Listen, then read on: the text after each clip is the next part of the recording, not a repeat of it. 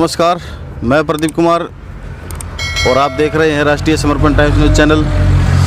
आपको बता दें कि लगभग 110 दिन यहाँ पर किसानों को बैठे हो गए हैं और जो कृषि बिल है उनको वापसी कराने के लिए ही शुरू से यहाँ पर जो दिल्ली के बॉर्डर है, करीब 6 बॉर्डर है और उन पर किसानों का धरना जो है लगातार जारी है। 110 दिन से लगातार किसान डटे हुए हैं। सर्दी की बात करें या फिर बरसात की बात करें या फिर अब जो है गर्मी आ चुकी है, गर्मी की बात करें, किसानों का साफ कहना है कि जब तक बिल वापसी नहीं होगी जब तक हम यहाँ से उठने वाले नहीं हैं। और यहाँ पर किसानों ने बताया कि जिस तरह से जो आंदोलन है वो लंबा चलने की जो है संभावनाएं किसानों को पहले से ही पता थी और ऐसे में यहाँ पर टिकरी बॉर्डर पर भी मकानों के निर्माण कर दिए गए हैं और जो टीन टप्पर लगा करके स्थायी रहने के लिए मकान बनाने का पूरा जो है कार्यक्रम चला हुआ है। और अब यखोदा गांव के पास में जो किसानों का जो पड़ाव है यहाँ पर पहुंचा हो और यहाँ पर जो किसानों ने बताया कि यहाँ पर हमारे द्वारा गन्ने भी लगा दिए गए हैं, प्याज भी लगा दी गई है। यहाँ पर खेती करने की पूरी तैयारी किसानों ने कर ली है। और किसानों की यहाँ पर समस्या ये भी है कि किसान कह रहे हैं कि पहले जो लाइट की फैसिलिटी जो दी जा रही थी वो भी हमारे से छीन ली गई है, लाइट यहाँ की काट दी गई है। गर्मी का मौसम है, बहुत सारी समस्याएं सामने आ रही हैं। सरकार तरह तरह के हथकंडे अपनाकर किसानों के इस आंदोलन को कहीं ना कहीं कमज़ोर करने की कोशिश कर रही है, लेकिन किसानों ने भी साफ कर दिया है कि कुछ भी हो जाए यहाँ से उठने वाले हम यहाँ किसान जो है यहाँ से उठने वाले नहीं हैं। हमारे साथ में युवा हैं, वो बात करेंगे उनसे कि बिल को लेकर क्या कहना है, इस आंदोलन को आगे कैसे क्या पहुंचाना है, क्या रणनीति है। बुज़ुर्गों से भी बात करेंगे, युवाओं से भी बात करेंगे। 100 दिन से ज़्यादा किसानों को हो चुके हैं। राकेश टिकैत किसान नेता पश्चिम बंगाल गए हुए हैं, दौरे कर रहे हैं, किसानों के साथ सभाएं कर रही हैं। सर, पहले तो ये बताएं कि जो आपको यहाँ पर आंदोलन करते काफ़ी लंबा समय हो गया है, क्या लगता है आपको? सर, ऐसे है कि सर्दी में हम आए थे। हमें ऐसा था कि हमें शक तो था कि सरकार इतनी जल्दी नहीं मानेगी। फिर भी जैसा क्राउड था पहले, बहुत ज़्यादा लोगों में आक्रोश था। ऐसे था कि 10-15 दिन में जो है सरकार झुक जाएगी, ठीक है नहीं। ऐसे हुआ कि सरकार और किसानों के बीच जो किसान हैं वो बिल वापस कराने पर अड़े है, ठीक है। सरकार है उसमें सौदे करने के लिए अड़ी हुई है, ठीक है जी। सर्दी गुजर गई है और गर्मी आ गई है, ठीक है जी। गर्मी की तैयारियां भी किसान कर रहे हैं, ठीक है। सरकार को ऐसे है कि ये गर्मी आ जाएगी और इनकी फसल कटाई का टाइम हो जाएगा और ये किसान जो अपने घर वापस चले जाएंगे। लेकिन किसान चाहे आंदोलन 2 साल चले, 3 साल चले, किसान घर वापस नहीं जाने वाला, ठीक है ना। फसलें भी कटेगी, सब कुछ होगा। यहाँ पर भी आप देख लो कि सर्दी के बाद गर्मी की फुल तैयारियाँ किसान कर रहे हैं। आप अपना शूट करो, आपको पता चल ही जाएगा कि लोगों ने अपने पक्के मकान यहाँ पर बनाने, बोरिंग कर ली है। सरकार पहले तो लाइट छोड़ती थी, अब लाइट की भी समस्या थोड़ी सी आ रही है, पर कोई बात नहीं, हम उसे भी मैनेज कर लेंगे। अच्छा, ये बताएं कि प्रशासन के द्वारा ये कहा जाता है लगातार कि हमारे द्वारा सारी फैसिलिटी यहाँ पर दी जा रही है, सफाई व्यवस्था का भी ध्यान रखा जा रहा है। नहीं जी, सरकार प्रशासन तो झूठ बोल रहा है, बिल्कुल झूठ बोल रहा है। सफाई भी किसान अपने आप कर रहे हैं, ठीक है जी। सरकार तो कीले लगा रही है सड़क पर तो किसान फूल लगा रहा है, ठीक है ना। सरकार तो कोई भी ना कोई पानी की सप्लाई दे रही है, ना कोई मेडिकल सुविधा दे रही है, ना कोई लाइट की सुविधा दे रही है। सरकार तो उल्टा किसानों से छील रही है, किसानों को दर्द पहुंचा रही है, ठीक है, कि किसान यहाँ से तंग होकर वापस घर चले जाएं। ये क्या लगता है आपको, काफ़ी लंबा समय हो गया है, 100 दिन से ज़्यादा यहाँ पर बैठे किसानों को हो गए हैं, सरकार मान क्यों नहीं रही है? क्या कारण लग रहा है आपको? सरकार ऐसे है जी, सरकार ने जो कानून बनाए हैं थोपे है लोगों पर। जैसे कश्मीर वाला बनाया, कई बिल बनाए हैं जी इन्होंने 6-7 सालों में। इनको ऐसे है कि जो इन्होंने मनमानी की है, अगर ये बिल इनको ये है कि ये 3 बिल वापस किसानों ने हो गए और दूसरे लोग भी उठकर आ जाएंगे जिन पर हमने गलत कानून बनाए हैं, ठीक है ना। इसलिए डर रही है सरकार। हरियाणा में विधानसभा के अंदर अविश्वास प्रस्ताव की जो है लाने की जो हुड्डा सरकार ने किया था, उस पर भी कहीं ना कहीं सरकार को बहुमत मिला है सर। जिन लोगों के द्वारा ये अपेक्षा की जा रही थी हाँ जी, कि भाई जो सरकार गिराने की बात है, जिन लोगों को वोट दी गई थी उन लोगों ने वोट का जो मामला है उसको दरकिनार करते हुए सरकार के खिलाफ वोट नहीं की। ऐसे है जी। पहले तो मैं आपको ये बताना चाहता हूँ कि जनता का, आम जनता का जो हमारे लीडर है, ठीक है, जिनको हमने वोट दी, बीजेपी को भी हमने वोट दी थी, ठीक है ना, सभी ने वोट दी थी, हरियाणा में भी और सेंटर में भी मोदी जी को बनाया था, ठीक है ना। अभी ऐसे है कि किसान अपने आप चल रहा है, लीडर से तो हमारा पूरी तरह से विश्वास ख़त्म हो चुका है, अच्छा, ठीक है नहीं। हाँ, किसी भी लीडर पे हमें कोई भरोसा नहीं है कि ये लीडर हमारा भला करेगा। कांग्रेस अपनी रोटियां सेकती है, ठीक है जी, बीजेपी अपनी रोटियां सेकती है, हमारा कोई कुछ नहीं करता। किसान को खुद ही करना पड़ रहा है जो कर रहा है, ठीक है ना। किसी एमएलए और किसी ने एमपी ने इस्तीफ़ा दे के यहाँ पर आके बैठा है, कोई नहीं बैठता। वो तो अपनी सैलरी नहीं छोड़ सकते कि जो उन्हें आती है, ठीक है। दे अपना इस्तीफ़ा दे, दुष्यंत छोड़े बीजेपी को, दुष्यंत को लोगों ने वोटें डाली, उसको सत्ता में लेके आए, ठीक है ना। तो वो क्या है, सरकार ने उसको भी फंसा रखा है बीजेपी ने। इनकी कमजोरियां हैं एक दूसरे की बहुत ज़्यादा, ये बात है जी। हाँ जी। अच्छा ये बताएं, जिस तरह से जो किसान यूनियन के जो नेता है आजकल चर्चित है राकेश टिकैत, वो लगातार खापों के अंदर जा रहे हैं, मीटिंगें की जा रही है, पंचायतें की जा रही है। हाँ जी।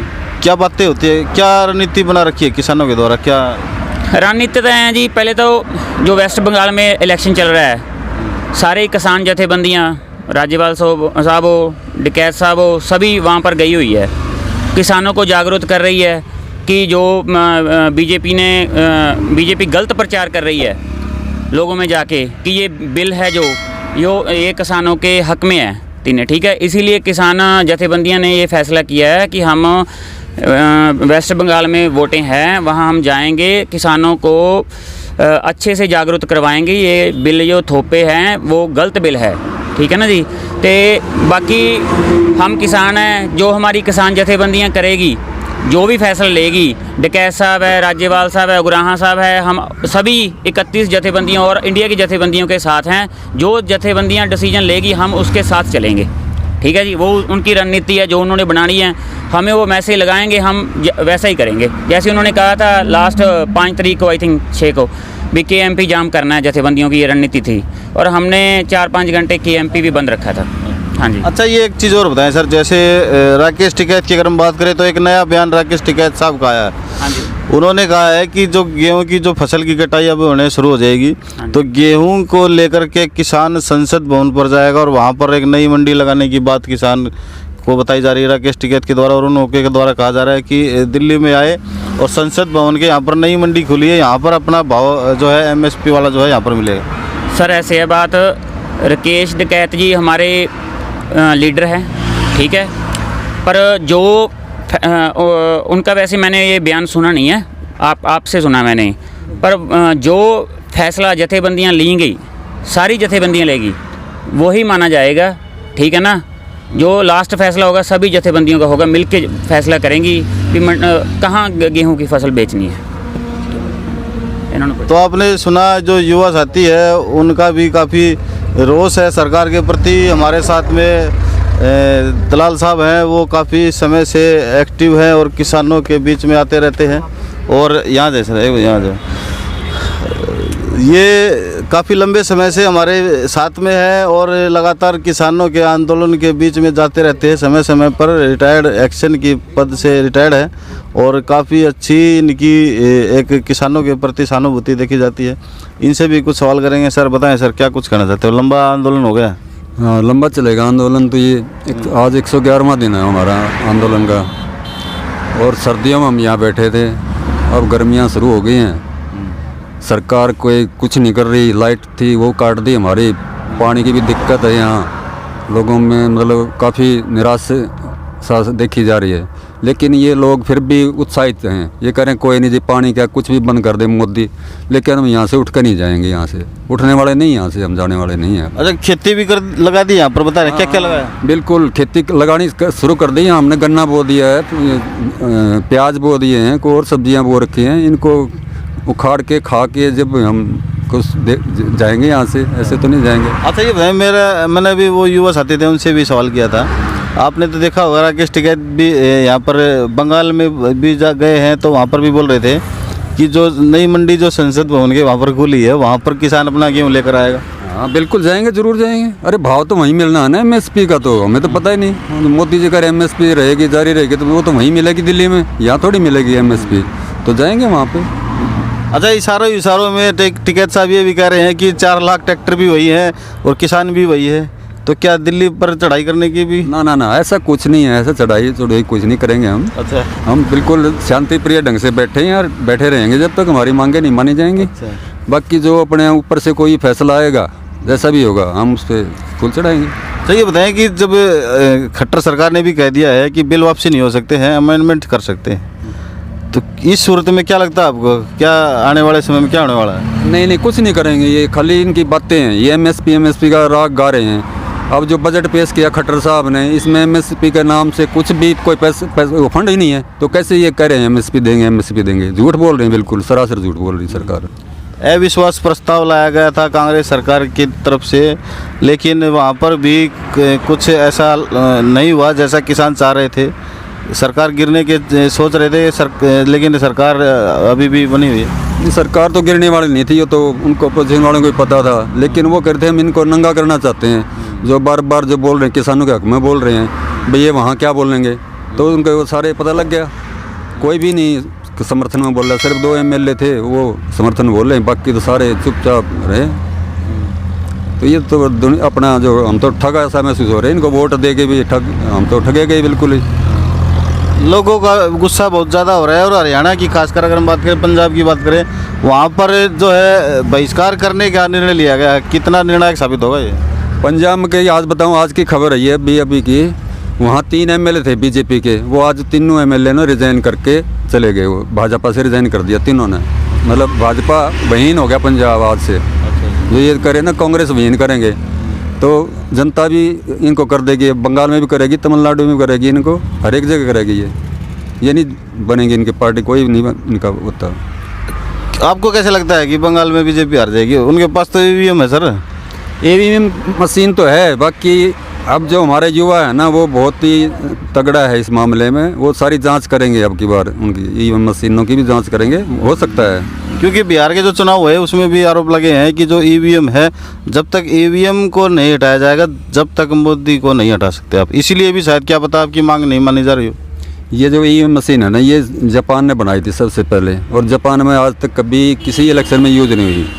ये सिर्फ अपने इंडिया में ही चल रहा है। ये सिर्फ बीजेपी सरकार है, ये मतलब करती है घोटाला इसमें, इसलिए बार बार करे 200 पार। सिर्फ EVM मशीन पे ही भरोसा है इनको, पब्लिक पे भरोसा नहीं। पब्लिक की देगी नहीं वोट इनको, EVM मशीन ही जिताएगी अगर जिताएगी तो।